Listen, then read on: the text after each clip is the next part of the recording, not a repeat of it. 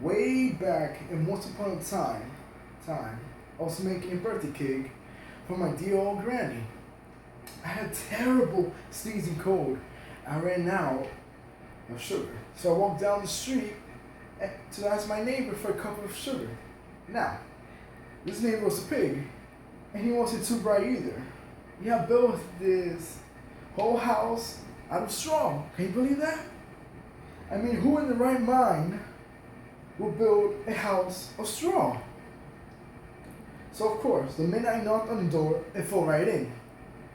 I didn't want to just walk into someone else's home, so I called. Little pig, are you in? No answer. I was just about to go home without the cup of sugar from my dear old granny. That's when my nose started to itch. I felt a sneeze coming in. Well, I huffed, and I snuffed, and I sneezed a great sneeze. And you know what? The whole darn straw house fell down. Right in the middle of the pile was the first little pig, dead as a doornail. He's been home the whole time. It seemed like a shame to leave a perfectly good meal lying there in the straw. So, I ate it up. Think of it as a cheeseburger just lying there. I was feeling a little better, but I still didn't have my cup of sugar.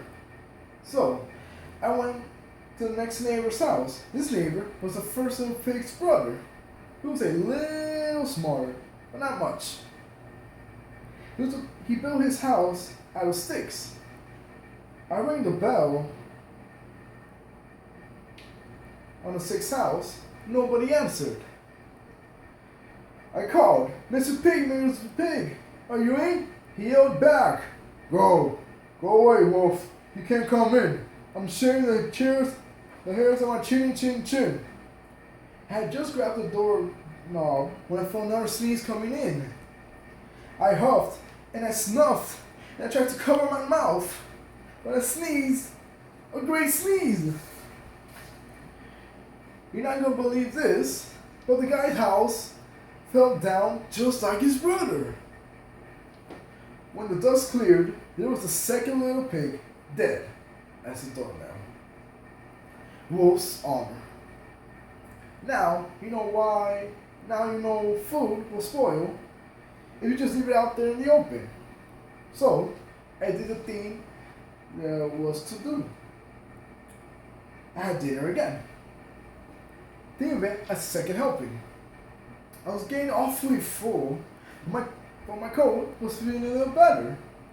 And I still didn't have the cup of sugar for my dear old granny's birthday cake. So I went to the next house. This guy was the first and the second little pig's brother. He must have been the brains of the family. He had built his house out of bricks. I knocked on the brick's house. No answer.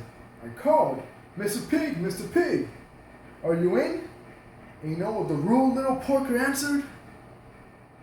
Get out of here, wolf. Don't bother me again. Talk about impolite. He probably had a whole stack full of sugar. And he wouldn't give me even one little cup for my dear sweet old granny's birthday cake. What a pig! I was just about to go home and maybe make a nice birthday card instead of a cake when I felt my cold coming in.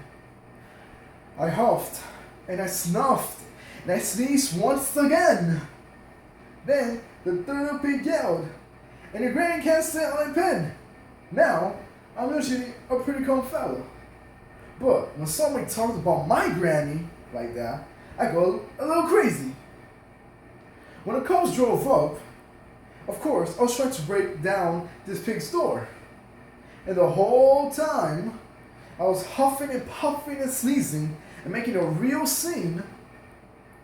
The rest, as they say, is history. The news reporter found out about the two pigs I had for dinner. They figured a sick guy going to borrow a cup of sugar didn't sound very exciting. So, they just upped the story without the huff and puff and blow your house down. Now, can you give me a cup of sugar? Ow.